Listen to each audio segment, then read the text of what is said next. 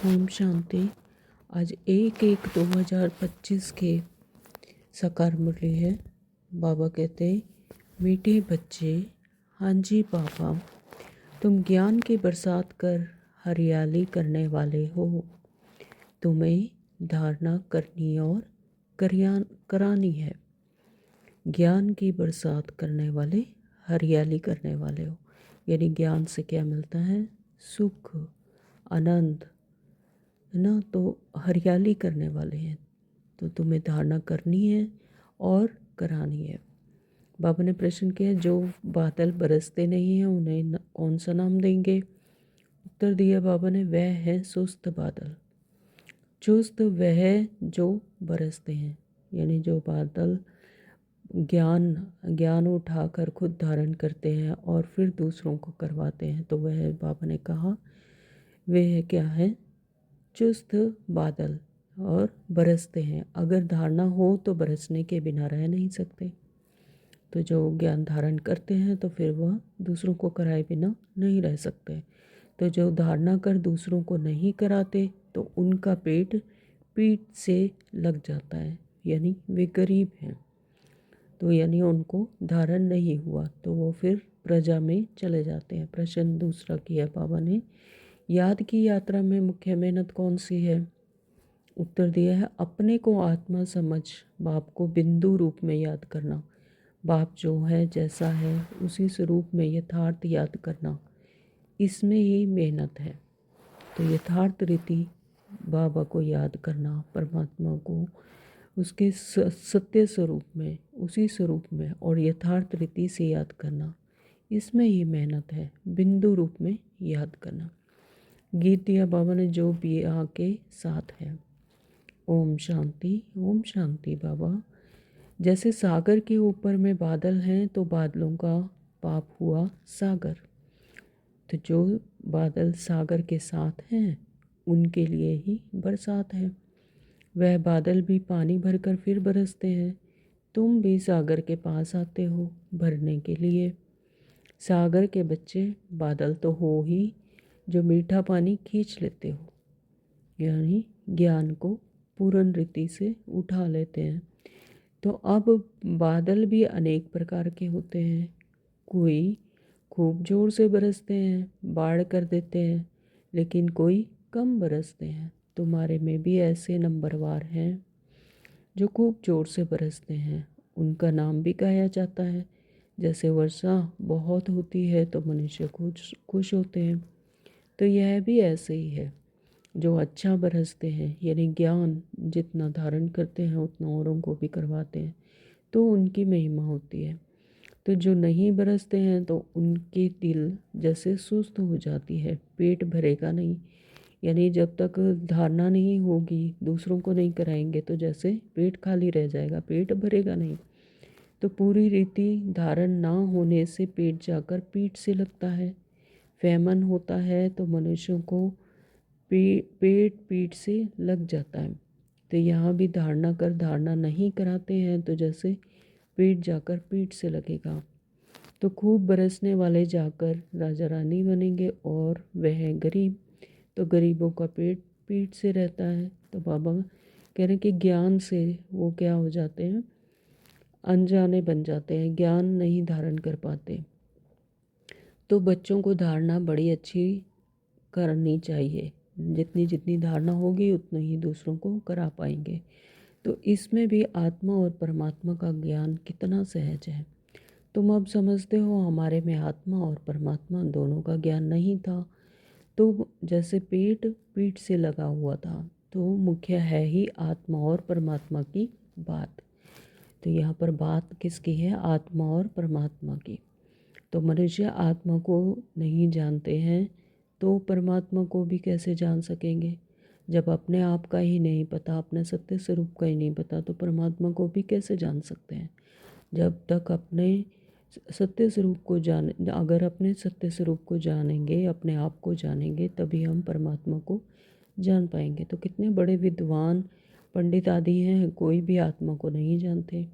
अब तुमको मालूम हुआ है कि आत्मा अविनाशी है, उसमें 84 जन्मों का अविनाशी पाठ नोंदा हुआ है। जो चलता रहता है। आत्मा अविनाशी तो पार्ट भी अविनाशी है। आत्मा कैसा ऑलराउंडर पार्ट बजाती है यह किसी को पता नहीं है। वह तो आत्मा सो परमात्मा कह देते हैं। वह क्या कहते हैं, जो आत्मा है वही परमात्मा है। ऐसा नहीं है। तुम बच्चों को आदि से लेकर अंत तक का पूरा ज्ञान है। वह तो ड्रामा की आयु ही लाखों वर्ष की कह देते हैं, तो अभी तुमको सारा ज्ञान मिलता है। तुम जानते हो इस बाप के रचे हुए ज्ञान यज्ञ में यह सारी दुनिया स्वाहा होनी है। इसलिए बाप कहते हैं देह सहित जो कुछ भी है वह सब भूल जाओ, अपने को आत्मा समझो। बाप को और शांति धाम स्वीट होम को याद करो। यह तो है ही दुखधाम। तुम्हारे में भी नंबरवार पुरुषार्थ अनुसार समझा सकते हैं, यानी निमित्त बनकर नंबरवार पुरुषार्थ अनुसार जैसा जैसा जिसका पुरुषार्थ जैसी धारणा उसके अनुसार ही समझा सकते हैं। तो अभी तुम ज्ञान से तो भरपूर हो, बाकी सारी मेहनत है याद में। जन्म जन्मांतर का देह अभिमान मिटाकर देही अभिमानी बने, इसमें बड़ी मेहनत है। कहना तो बड़ा सहज है, परंतु अपने को आत्मा समझें और बाप को भी बिंदु रूप में याद करें, इसमें मेहनत है। क्योंकि 63 जन्मों की याद की आदत पड़ी हुई है ना। स्वयं को आत्मा समझना मुश्किल है, तो बाबा कहते हैं बिंदु स्वरूप में याद करना बहुत मेहनत है। बाप कहते हैं मैं जो हूँ जैसा हूँ ऐसा कोई मुश्किल याद कर सकते हैं। जैसे बाप वैसे बच्चे होते हैं ना। अपने को जाना तो बाप को भी जान जाएंगे। तुम जानते हो पढ़ाने वाला तो एक बाप ही है, पढ़ने वाले बहुत हैं। बाप राजधानी कैसे स्थापन करते हैं वह तुम बच्चे ही जानते हो। बाकी यह शास्त्र आदि सब है भक्ति मार्ग की सामग्री। जो शास्त्र हैं जैसे जैसे जिसको स्मृति आई तो वो शास्त्रों में लिखित रूप में आता गया। तो यह क्या है, भक्ति मार्ग की सामग्री। समझाने के लिए हमको कहना पड़ता है, बाकी इसमें घृणा की कोई बात नहीं है। इसमें घृणा की कोई बात नहीं है। बाबा कहते हैं कि ये लेकिन समझाने के लिए कहना पड़ता है, बताना पड़ता है कि शास्त्रों में भी ब्रह्मा का दिन और रात तो कहते हैं ना, परंतु समझते नहीं हैं। रात और दिन आधा आधा होता है। सीढ़ी पर कितना सहज समझाया जाता है। मनुष्य समझते हैं कि भगवान तो बड़ा समर्थ है, वह जो चाहे सो कर सकते हैं। लेकिन बाबा कहते हैं मैं भी ड्रामा के बंधन में बंधा हुआ हूँ। कर्मों की गुह्य गति में बाबा इंटरफेयर नहीं करते। तो भारत पर तो कितना आफतें आती रहती हैं, फिर मैं घड़ी घड़ी आता हूँ क्या। मेरे पार्ट की भी लिमिट है। जब पूरा दुख होता जाता है तब मैं अपने समय पर आता हूँ। 1 सेकंड का भी फर्क नहीं पड़ता है। ड्रामा में हर एक का एक्यूरेट पार्ट नूंदा हुआ है। यह है हाईएस्ट बाप की रिकॉर्नेशन। फिर नंबरवार सब आते हैं। तो बाबा कहते हैं कि ड्रामा में हर एक का एक्यूरेट पार्ट नूंदा हुआ है। यह है हाईएस्ट बाप का री इनकॉर्नेशन यानी पुनर्जन्म। फिर नंबरवार सब आते हैं कम ताकत वाले। तो तुम बच्चों को अभी बाप से नॉलेज मिली है, जो तुम विश्व के मालिक बनते हो। तुम्हारे में फुल फोर्स की ताकत होती है। पुरुषार्थ कर तुम तमो प्रधान से सतो प्रधान बनते हो। तो जो जो आत्मा सतो प्रधान बनती है तो उसमें ताकत आ जाती है, शक्ति आती है। तो औरों का भी पार्ट ही नहीं है। मुख्य है ड्रामा, जिसकी नॉलेज तुमको अभी मिलती है। इस संगम युग पर हमें ये सारी ड्रामा की नॉलेज मिलती है। तो बाकी तो सब हैं मटेरियल, लेकिन वह सब इन आँखों से देखा जाता है। वंडर ऑफ द वर्ल्ड तो बाबा हैं, जो फिर रचते भी स्वर्ग हैं, जिसको हेवन पैराडाइज कहते हैं। उनकी कितनी महिमा है। बाप और बाप की रचना की बड़ी महिमा है। ऊंचते ऊंच हैं भगवान। ऊंचते ऊंच स्वर्ग की स्थापना बाप कैसे करते हैं यह कोई भी कुछ भी नहीं जानते हैं। तुम मीठे मीठे बच्चे भी नंबरवार पुरुषार्थ अनुसार जानते हो और उस अनुसार ही पद पाते हो। जिसने पुरुषार्थ किया वह ड्रामा अनुसार ही करते हैं। पुरुषार्थ बगैर तो कोई मिल ना सके। कर्म बगैर 1 सेकंड भी रह नहीं सकते। वह हठ योगी प्राणायाम चढ़ा लेते हैं, तो जैसे जड़ बन जाते हैं, अंदर पड़े रहते हैं, ऊपर मिट्टी जम जाती है, मिट्टी के ऊपर पानी पड़ने से घास जम जाती है। यानी सन्यासियों की बात है जो हठ प्राणायाम करते हैं तो अंदर पड़ जाते हैं, उनके ऊपर मिट्टी भी जम जाती है और मिट्टी पर पड़ने से घास भी जम जाती है, मतलब इतना हठ। तो परंतु इससे कुछ फ़ायदा तो होता नहीं, कितना दिन ऐसे बैठे रहेंगे। कर्म तो ज़रूर करना ही है, कर्म सन्यासी कोई नहीं बन सकेंगे। हाँ, सिर्फ खाना आदि नहीं बनाते हैं इसलिए उनको कर्म सन्यासी कह देते हैं। तो यह भी उन्हों का ड्रामा में पार्ट है। यह निर्वृत्ति मार्ग वाले भी नहीं होते तो भारत की क्या हालत हो जाती। मतलब कहीं ना कहीं उन्होंने फिर भी अच्छी शिक्षाएं दी हैं, कर्म की, अच्छे कर्मों की शिक्षाएं दी हैं। तो बाबा कहते अगर वो भी ना होते तो फिर भारत की क्या हालत हो जाती। तो भारत नंबर 1 प्योर था। बाप पहले पहले प्योरिटी स्थापन करते हैं, फिर आधा कल्प चलती है। बराबर सतयुग में एक धर्म एक राज्य था। फिर डर्टी वर्ल्ड राज्य अब फिर से स्थापन हो रहा है। ऐसे अच्छे अच्छे स्लोगन बनाकर मनुष्यों को सुजाग करना चाहिए। फिर से डर्टी राज्य भाग्य आकर लो।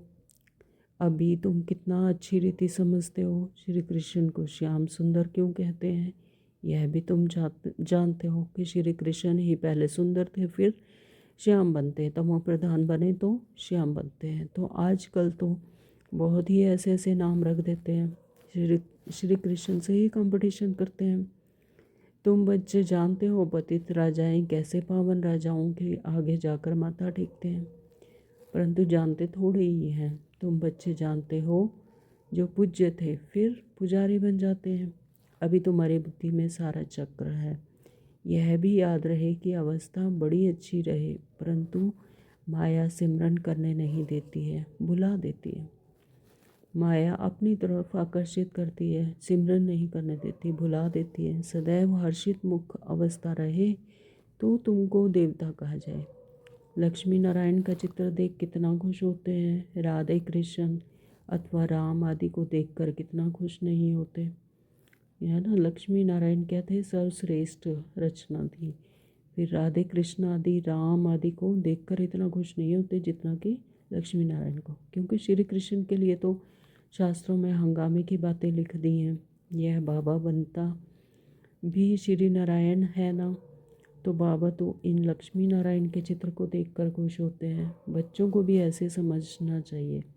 बाकी कितना समय इस पुराने शरीर में होंगे फिर जाकर प्रिंस बनेंगे, तो यह एम ऑब्जेक्ट है ना, तो यह भी सिर्फ तुम जानते हो। खुशी में कितना गदगद होना चाहिए। जितना पढ़ेंगे उतना पद पाएंगे, पढ़ेंगे नहीं तो क्या पद मिलेगा।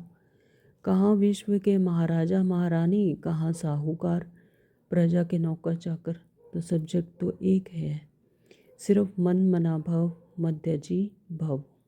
परमात्मा को याद करो और वर्षे को याद करो। तो अल्फ और बे, याद और ज्ञान, इनको कितनी खुशी होगी। अल्फ को अल्लाह मिला, बाकी सब दे दिया, कितनी बड़ी लॉटरी मिल गई, बाकी क्या चाहिए।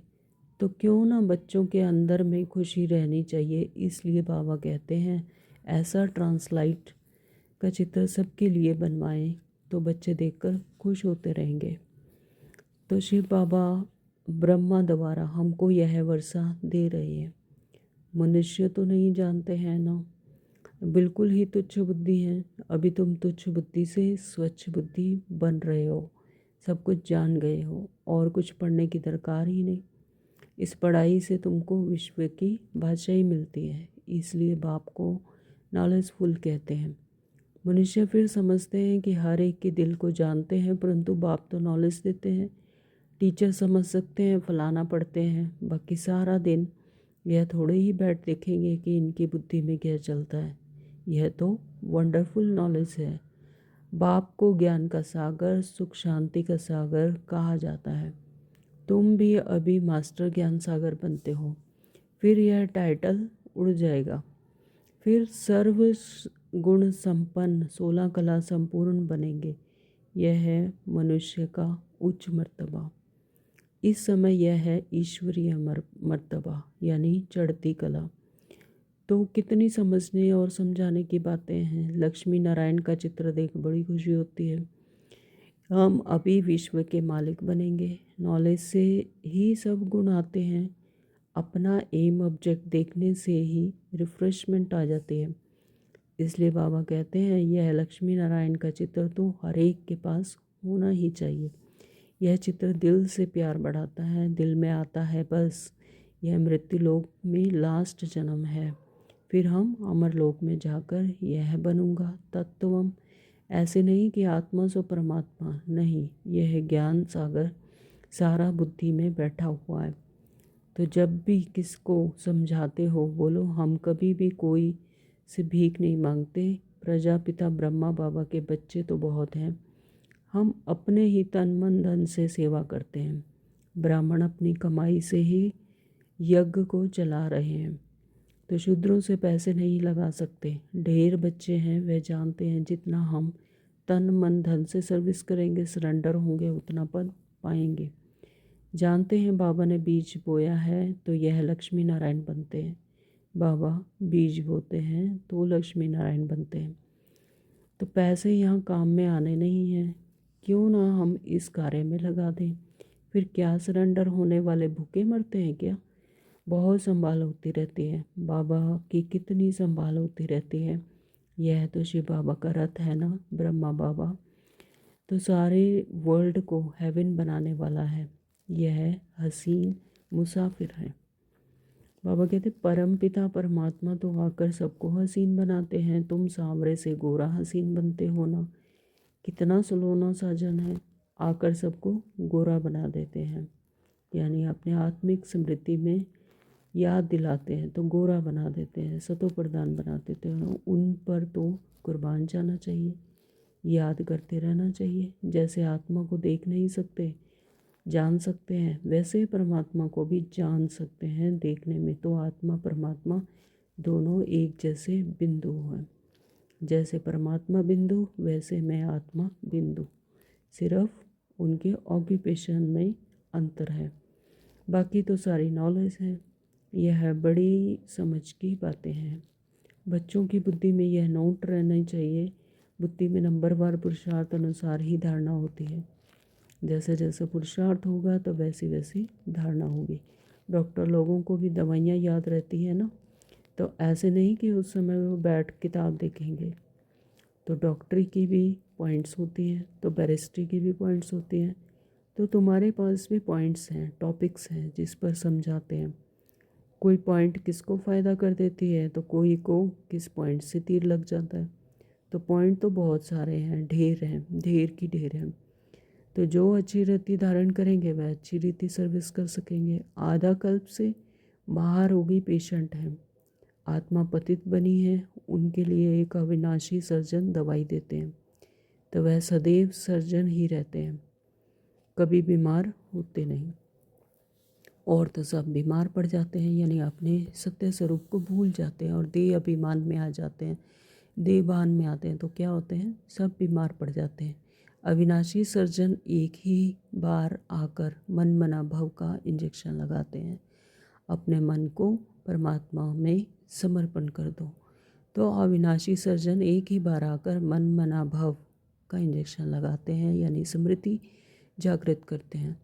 तो कितना सहज है, चित्र को पॉकेट में रख दो सदैव। बाबा नारायण का पुजारी था तो लक्ष्मी का चित्र निकाल अकेला नारायण का चित्र रख दिया। अभी पता पड़ता है कि जिसकी हम पूजा करते थे वह अब बन रहे हैं। लक्ष्मी को तो विदाई दे दी, तो यह पक्का है हम लक्ष्मी नहीं बनूंगा। लक्ष्मी बैठ पैर दबाए, यह अच्छा नहीं लगता था। बाबा कहते ब्रह्मा बाबा जब थे तो उन्होंने लक्ष्मी नारायण के चित्र को दोनों को अलग कर दिया। मतलब उन्हें लगता था कि लक्ष्मी बैठ पैर दबाए तो ये अच्छा नहीं लगता था, तो दोनों को एक समान स्मृति एक समान बनाया। उनका चित्र आमने सामने रखकर एक अलग चित्र बनवाया। तो उनको देखकर पुरुष लोग स्त्री से पैर दबाते हैं, तो वहाँ थोड़े ही लक्ष्मी पैर ऐसे पैर दबाएगी। यानी सतयुग में दोनों को एक समान क्वालिटीज़ होंगे सभी में। स्त्री पुरुष नहीं बल्कि लक्ष्मी नारायण एक जैसे। तो यह रस्म रिवाज वहाँ होती नहीं कि लक्ष्मी बैठ पैर दबा रही है, ऐसी रस्म रिवाज वहाँ नहीं होती। तो यह रस्म रावण राज्य की है। इस चित्र में सारी नॉलेज है, ऊपर में त्रिमूर्ति भी है। तो इस नॉलेज को सारा दिन सिमरन कर वहाँ वंडर लगता है। भारत अब स्वर्ग बन रहा है, कितनी अच्छी समझानी है, पता नहीं मनुष्यों की बुद्धि में क्यों नहीं बैठता है। आग बड़े ज़ोर से लगेगी, भंबोर को आग लगनी है, यानी इस रावण राज्य को आग लगनी है। रावण राज्य तो जरूर खल्लास होना चाहिए। तो यज्ञ में भी पवित्र ब्राह्मण चाहिए। यह बड़ा भारी यज्ञ है सारे विश्व में प्योरिटी लाने का। तो वो ब्राह्मण भी भल ब्रह्मा की औलाद कहलाते हैं, परंतु वह तो कुक वंशावली है और ब्रह्मा की संतान तो पवित्र मुख वंशावली थे ना। तो यानी ब्रह्मा की संतान जिन्होंने मुख से ज्ञान देकर उन्हें मुख वंशावली बनाया, तो उनको यह समझना चाहिए, समझाना चाहिए। अच्छा, मीठे मीठे सिखलदे बच्चों प्रति माता पिता बाप दादा का याद प्यार और गुड मॉर्निंग। रूहानी बाप की रूहानी बच्चों को नमस्ते। हम रूहानी बच्चों की रूहानी बाप को नमस्ते जी, नमस्ते जी, नमस्ते जी। शुक्रिया बाबा, शुक्रिया।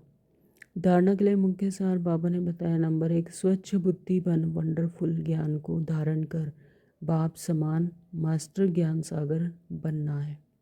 स्वच्छ बुद्धि बन, जितनी बुद्धि स्वच्छ होगी, क्लियर होगी, उतना ज्ञान धारण होगा। तो बाबा कहते स्वच्छ बुद्धि बन वंडरफुल ज्ञान को धारण कर बाप समान मास्टर ज्ञान सागर बनना है और नॉलेज से सर्व गुण स्वयं में धारण करने हैं। तो जैसे बाबा रोज़ मुरली के द्वारा हमें ज्ञान देते हैं, तो सर्व गुण ऐसे स्वयं में धारण करते चलना।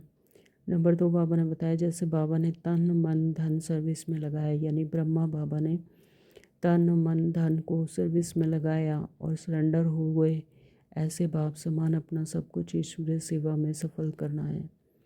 अपना तन मन धन मनसा वाचा कर्मणा सदा रिफ्रेश रहने के लिए एम ऑब्जेक्ट का चित्र साथ में रखना है। लक्ष्मी नारायण ऐसे हम बनने वाले हैं। तो बाबा ने कहा कि ऐसा चित्र साथ में रखना है। वरदान दिया बाबा ने, एक रस स्थिति द्वारा सदा एक भाव को फॉलो करने वाले प्रसन्न चित्त भाव। एक रस स्थिति यानी अचल अडोल स्थिति, श्रेष्ठ स्थिति द्वारा सदा एक भाव को फॉलो करने वाले प्रसन्न चित्त भाव, सदा खुश रहो। आप बच्चों के लिए ब्रह्मा बाप की जीवन एक्यूरेट कंप्यूटर है। जैसे आज के टाइम में कंप्यूटर से हर चीज़ का हल निकालते, तो बाबा कहते हैं ऐसे ही आप बच्चों के लिए ब्रह्मा बाप का जीवन ही एक्यूरेट कंप्यूटर है। जैसे आजकल कंप्यूटर द्वारा हर एक प्रश्न के उत्तर पूछते हैं, तो ऐसे मन में जब भी कोई प्रश्न उठता है तो क्या क्यों कैसे के बजाय ब्रह्मा बाप के जीवन रूपी कंप्यूटर से देखो, क्या और कैसे का क्वेश्चन ऐसे में बदल जाएगा। मतलब कोई कहेंगे कैसे, तो आप बच्चे कहेंगे ऐसे, यानी उसका हल मिल जाएगा। क्या और कैसे का क्वेश्चन ऐसे में बदल जाएगा। तो प्रसन्न चित्त के बजाय प्रसन्न चित्त, प्रश्न चित्त यानी क्वेश्चन मार्क के बजाय प्रसन्न चित्त बन जाएंगे। प्रसन्न चित्त अर्थात एक स्थिति में एक बाप को फॉलो करने वाले। स्लोगन दिया बाबा ने, आत्मिक स्थिति के आधार पर सदा स्वस्थ रहने का अनुभव करो। आत्मिक स्थिति में रहेंगे तो सदा स्वस्थ रहने का अनुभव करेंगे। ओम शांति। Thank you Baba.